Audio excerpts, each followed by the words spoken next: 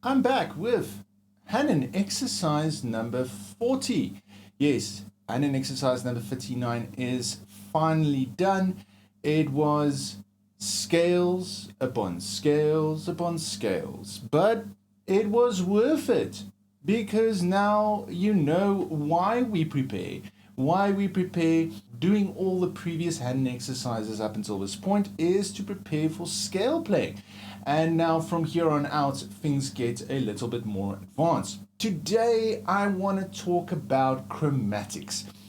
More specifically, the chromatic scale or the chromatic scales. Now, I'm not going to go through the whole process of doing each and every single scale, but I'm going to show you exactly what you need to do and how you need to go about practicing and developing the technique in order to play these chromatic scales or chromatic scale passages within a piece of music much more easier.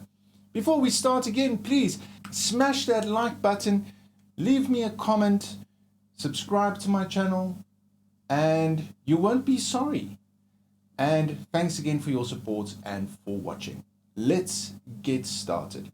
Right, so what is a chromatic scale? A chromatic scale is when we are going to play each and every single key, every half step of the piano we are going to play. We're not going to skip anything. Now, most of the students, usually when we do chromatic scales, you'll kind of notice that you're going to skip a few in the beginning. It's like when the moment we start focusing, then I miss one. I don't know why.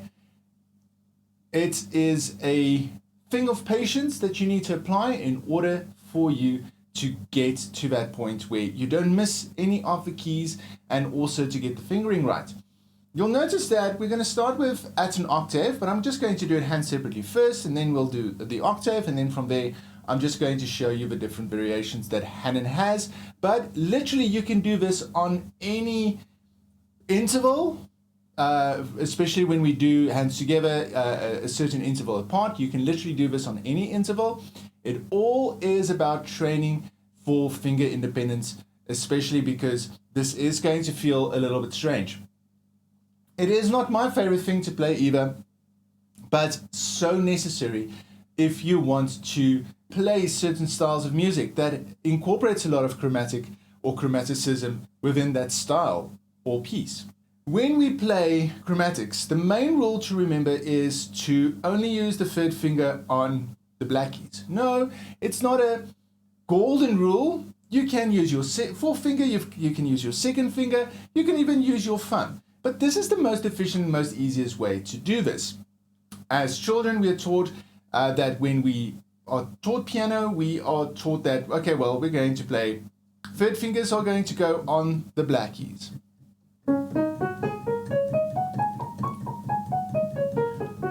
And of course, when there is two black keys adjacent to each other, then we're going to use our thumb in order to move, to cross between those third fingers. Uh-oh, nothing there.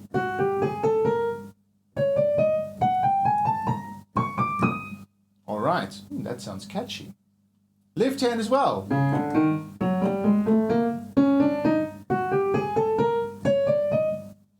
Now, in between where there's no black key, there is basically where our semitones are. We're going to use our second finger to cross. Thumb, second. And there we have proper fingering for a chromatic scale. As easy as that. Left hand, the same thing. If I start here, let's start on D. Third finger, second finger. I'm not going to do thumb second. Now, I suppose you can, but this is not very, very good and efficient playing. That's much better. So we have to logically follow the fingers. Let's call this logical fingering. And when we come back, 1, 2.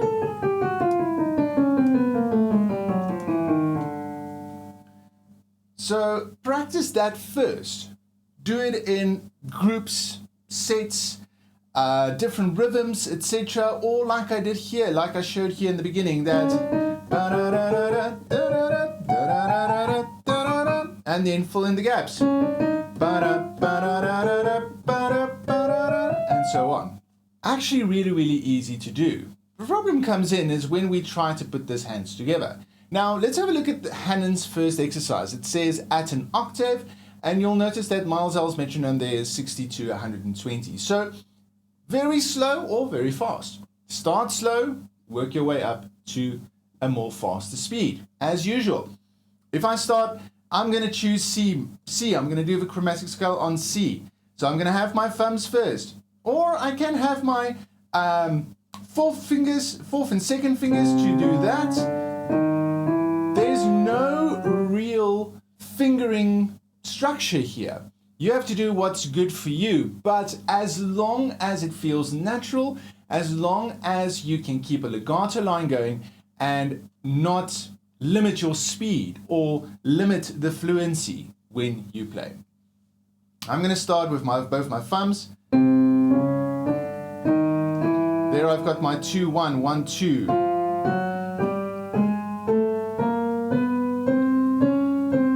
And I'm just going to come back down again.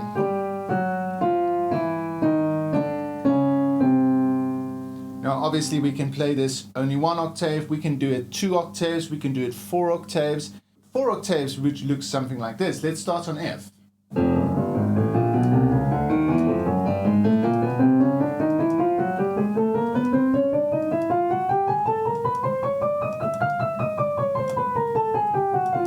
And you'll notice sometimes I don't get the fingering right because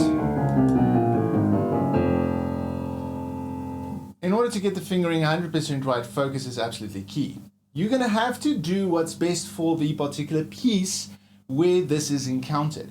So it's actually a good idea to fool around with different fingerings or finger logic in order for you to find the best proper way of just doing this for practice, and then of course doing this in a performance scenario when you have a certain chromatic section within a scale or a certain chromatic section within a piece.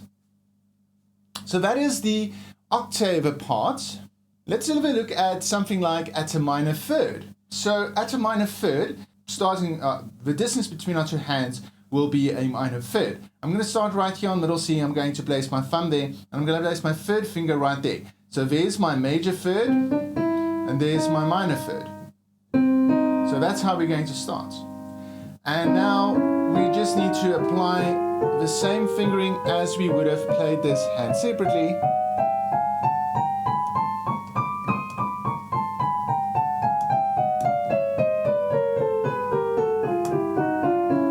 Sometimes this can be really, really tricky. You have to focus in order to get the absolute fingering right. If I don't think about it, I'm probably going to make a lot of mistakes, but let's see if I can keep this legato going.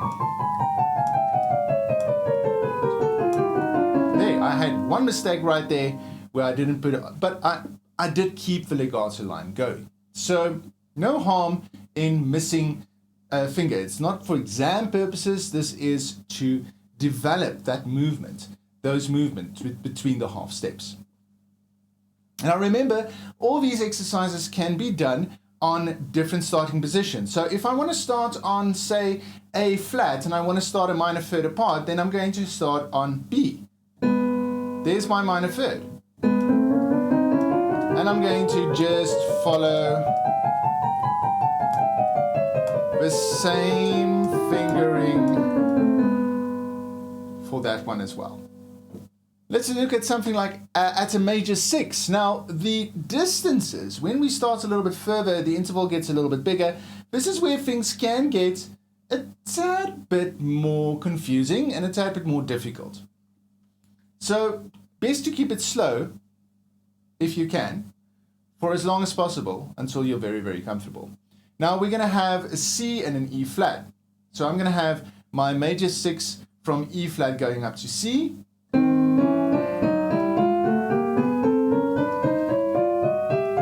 And already I'm doubting myself here.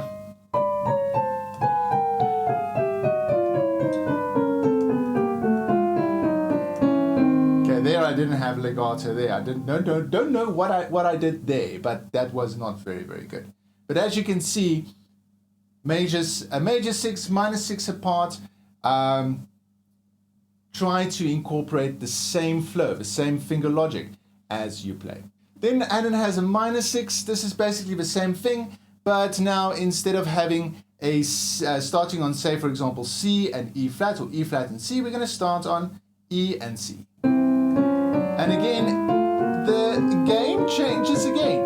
Half a step can make such a big difference in the way we should perceive playing these scales on the piano.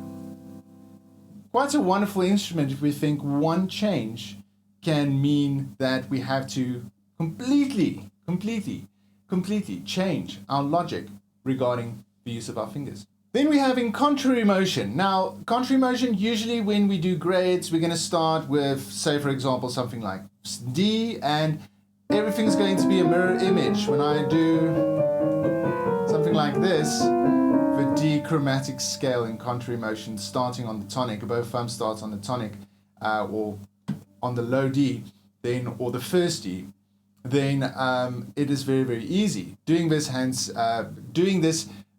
beginning on the octave, meaning apart, also not too bad, but I have to tell you, for me, starting from the top and working myself in with the V scales kind of gives my brain a good workout at the end of the day.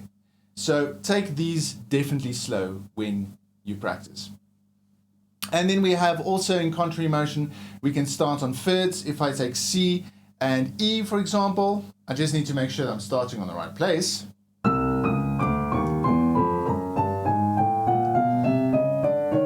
And my eyes are darting between my hands. And remember, we need to also end a third apart.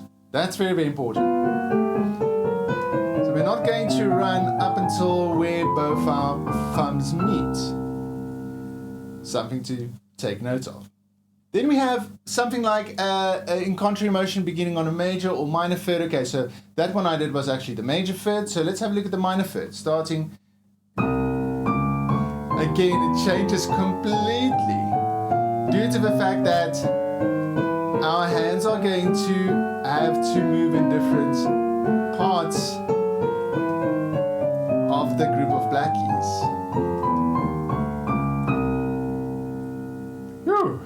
Okay, so when you practice, make sure that you try to have a feeling of intuition to where your hands are on the piano. That's actually what it's all about.